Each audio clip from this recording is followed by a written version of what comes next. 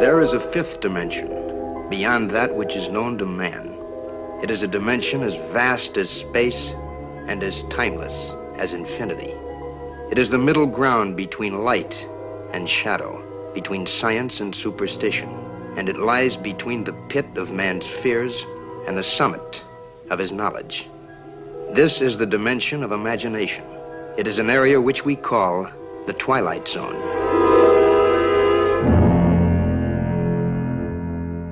It's interesting to note that at this point in the first season of the Twilight Zone, its future wasn't really assured. Mr. Denton on Doomsday hadn't really garnered a particularly good rating, but on it went with another episode based very much on one of the aspects of the human condition. In the first episode it was loneliness, next it was mortality, and then redemption in the third episode. This time round it's about what it means to get older and how you approach that and deal with it. In tonight's episode of the Twilight Zone podcast, we'll be looking at an episode called The 16mm Shrine. I won't be doing much in the way of synopsis because I find with this episode there isn't really that much in the way of twists and turns.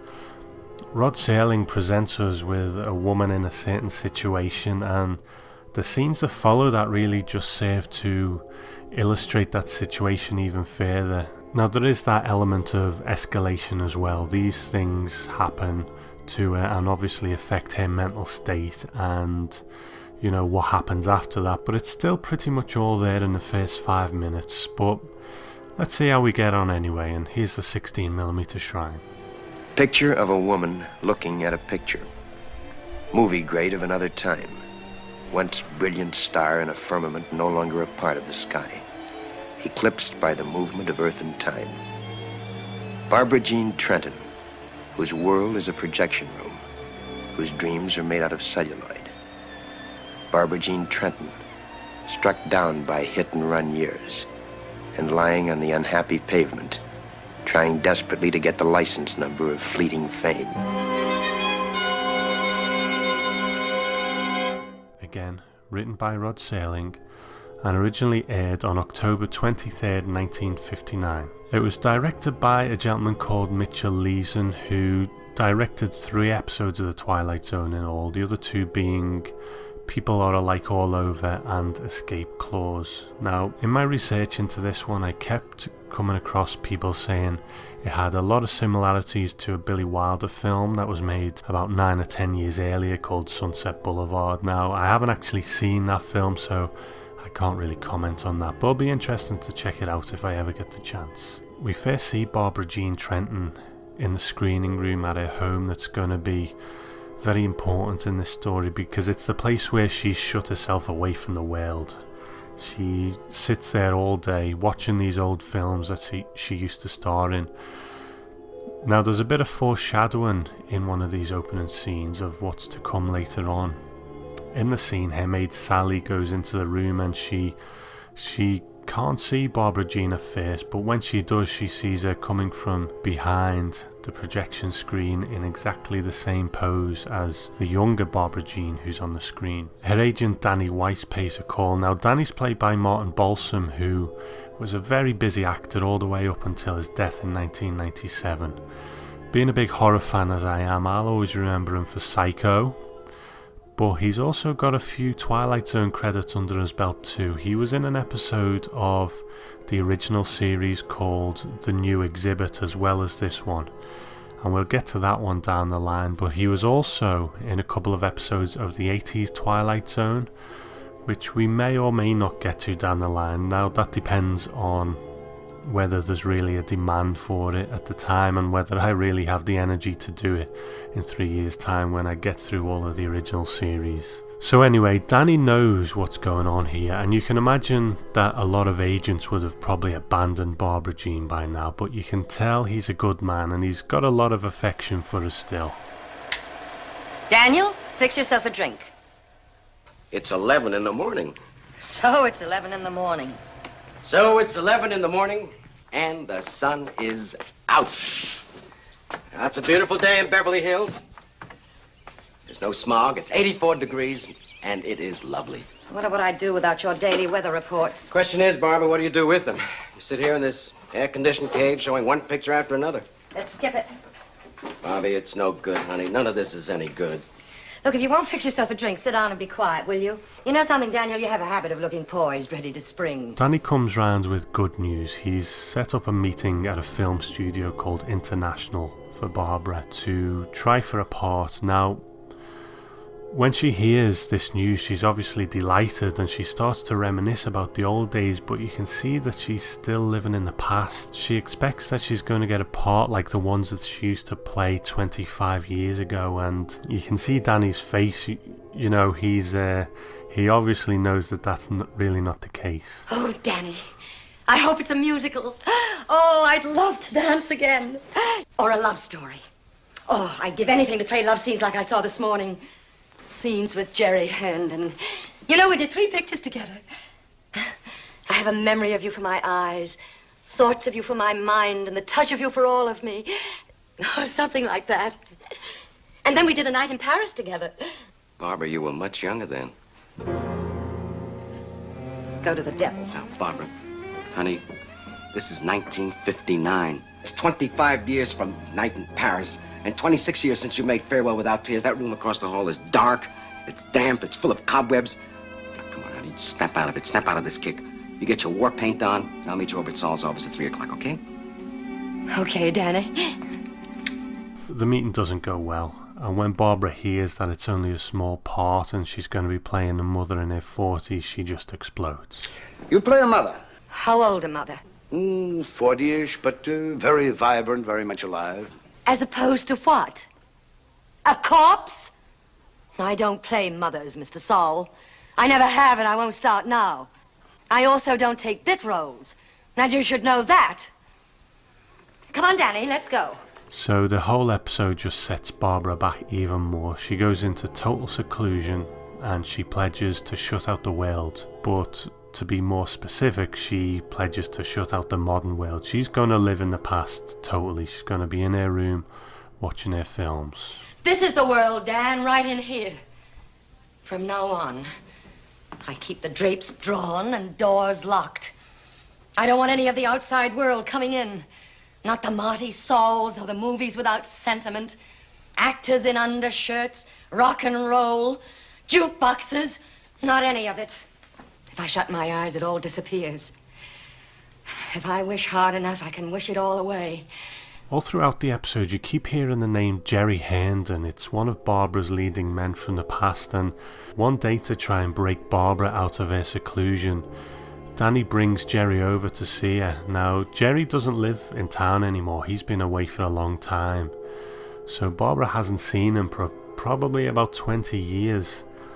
So when he arrives, again, it just doesn't go well. Barbara's been living in the past so much that she expects him to be the same as he used to be, but he's obviously an old man now. Jerry, unlike Barbara, has moved on with his life. When the acting stopped, he started to run a chain of supermarkets.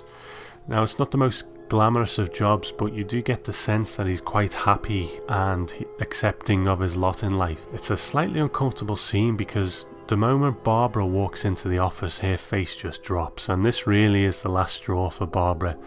When she sees Jerry's an older man now, she just breaks down, and poor Jerry bears the brunt of that breakdown. He's the one I expected.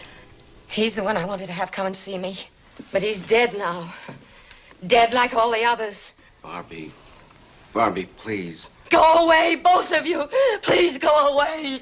Go away. So this brings us to the end. So spoiler warning if you haven't seen it.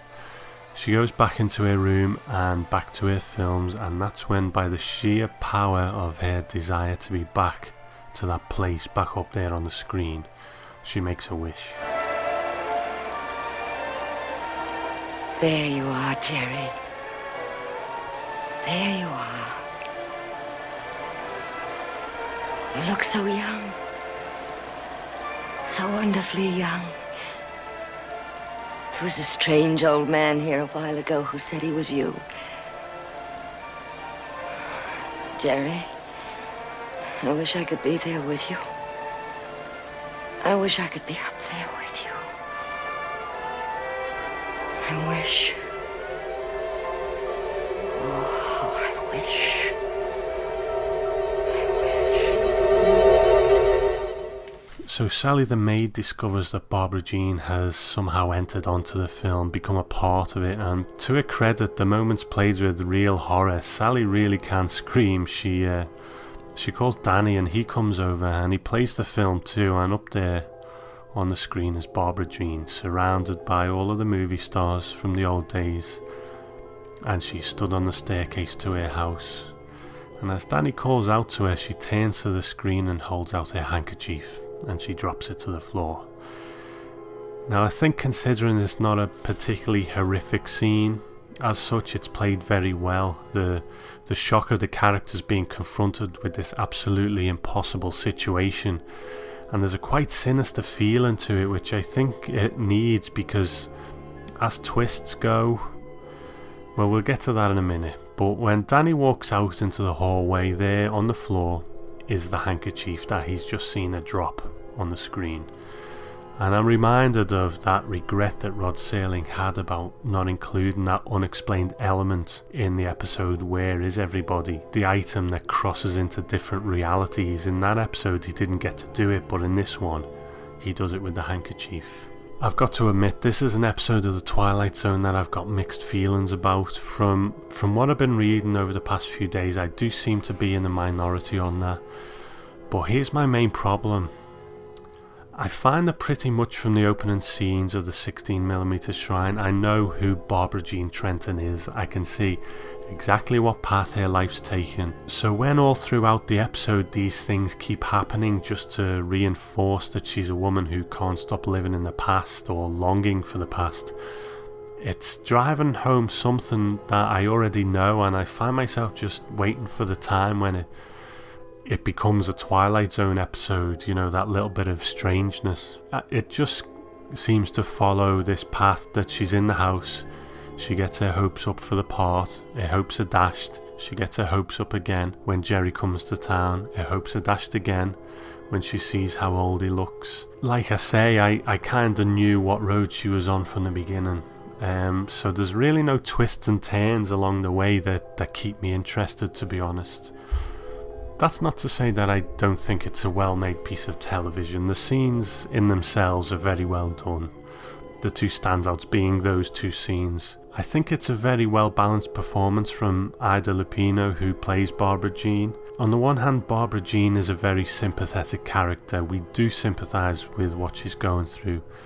It's a very human thing that a lot of us have to face ourselves, that feeling of not really being relevant anymore. But then there's the other side of it, that if perhaps she would just adapt to the new world, she could still have a satisfying career as an actress.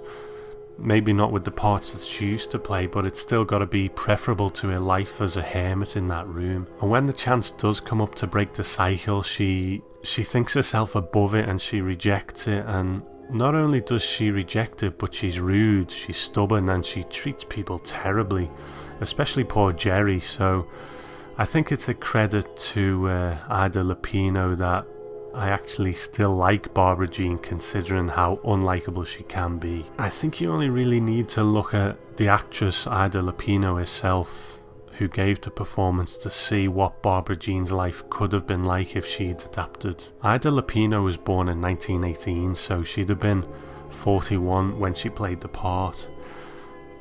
Now obviously there's a very real stigma, I think, attached to getting older in the acting profession. Not everyone can grow old in the job. For some, their youth is one of their selling points, so when that goes, so does the career. But that wasn't really the case with Ida Lupino. Not only did she go on to have many credits in the 20 years following this episode, but she was also a director too, and she even directed an episode of the Twilight Zone called Masks, which was in the final season. So I'm going to be very curious to check that one out. Now, I don't know how many female directors there were around in those days, but considering how male dominated it still is today, I think it must have been quite a feat. And apparently she's the only woman to have ever directed an episode of the Twilight Zone, and she's also the only person to star in an episode and direct an episode too. So even though it hasn't really got a bearing on the episode, I kinda like that element to it, that Ida Lupino kinda proved her on-screen character wrong. I think the episode as a whole is a very old-fashioned episode. Obviously it's supposed to be in some ways because we're dealing with a character living in the past, but the whole thing feels very old Hollywood to me. With, let's say, Mr. Denton on Doomsday, yes, it looks like a 50-year-old TV show, but it doesn't really feel dated to me. And when I say dated, I mean held back by the time it was made. I think dated is perhaps too strong a word for the 16mm Shrine, but it definitely feels like a throwback to an earlier time more than the likes of Mr. Denton on Doomsday. Now this could actually be down to the man who directed the episode, from the sounds of a couple of people who are very important in the Twilight Zone. First of all, Buck Houghton. He's a very important person in Twilight Zone history.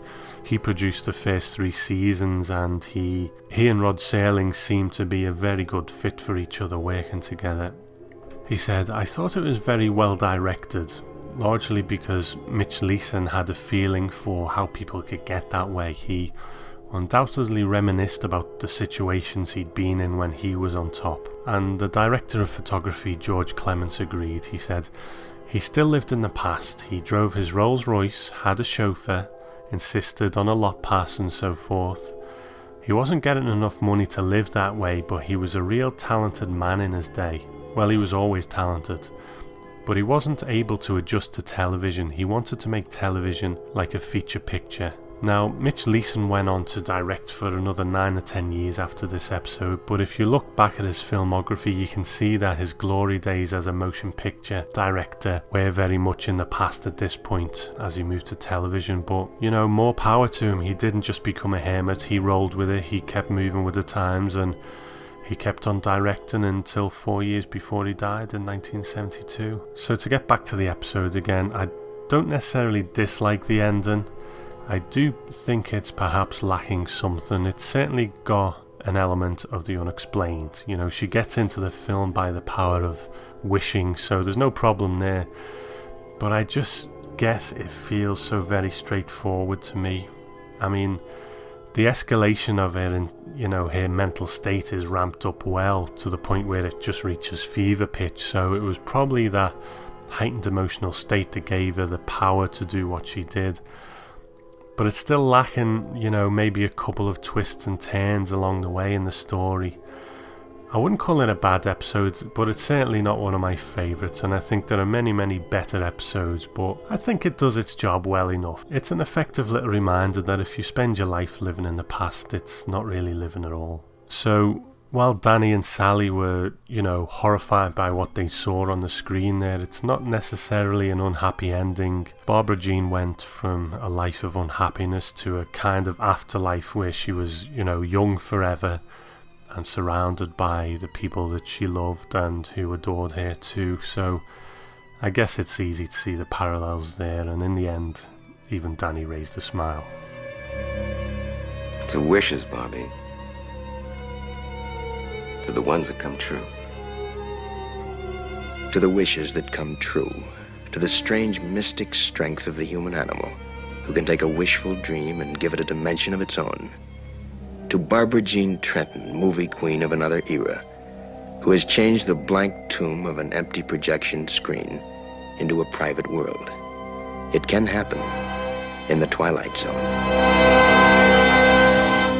I've got someone I'd like to thank. If you go to the twilightzonepodcast.com, you will see that it's been spruced up a little bit. You know, it's easier to navigate now. There are clearer defined places to go to see each season of the Twilight Zone podcast as we go through it. Now obviously most of those sections are empty right now, but on the left you can see every season of the Twilight Zone podcast there and every season of the Night Gallery podcast. So it's going to be fun filling up those sections as we go along. You know, I guess it gives me something to shoot for as well. But I want to thank a guy by the name of Matt Dillon for putting all that together for me. Now, Matt's a good friend of mine, and he's the owner of a site called geekplanetonline.com. It's the site that hosts my horror podcast, The Gentleman's Grindhouse. So, yeah, I'll give him a little plug. It's a great site. A lot of podcasts there on a lot of different topics, you know, film, technology, horror, obviously my podcast, and comics, that kind of thing. So it's all there, so it's well worth a visit, and I hope you'll check it out. The next episode of the Twilight Zone podcast, we're going to be looking at the episode Walking Distance. This is an episode that I do remember being quite fond of, so I'm looking forward to revisiting that. So I do hope you'll join me, and remember, if you have any comments on past podcasts, or you want to make a comment on one of the future episodes that I'll be covering so I can put that comment in there, then do by all means get in touch. It's feedback@thetwilightzonepodcast.com, and I'll see you next week. Bye bye.